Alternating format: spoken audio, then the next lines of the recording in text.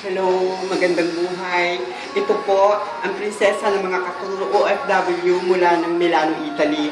Sa akin po mga mahal na OFW at sa ating buong bansa at sa ating sa Pilipinas, ako po ay humihingi sa inyo ng tulong para magkaisa-isa po tayo para po iboto natin si Mayor Duterte at para po mabago naman po yung takbo ng buhay natin. Maging matalino po tayo sa pagboto at para po maiba naman po yung takbo ng buhay natin at ang takbo ng ating bansa. Hirap na po tayo, lalo na po ang mga OFW dito sa ibang bansa. Puro katulong na po kami dito. Kailangan na din po namin ang isang magandang trabaho pagdating ng araw na matapos na po ang aming pagtatrabaho dito sa ibang bansa. Kaya sa lahat po ng aking mga ka-OFW, hinihingi ko po ang inyong mga kamay. Magkaisa-isa po tayo. Iboto po natin si Mayor Duterte. Parang naman po, pag-uuwi tayo, Diyos ko, ang hirap naman po.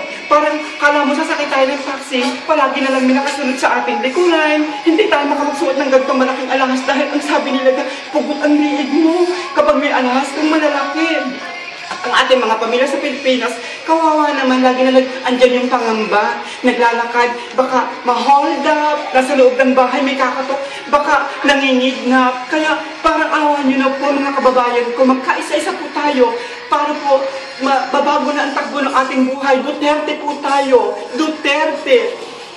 Sandali po.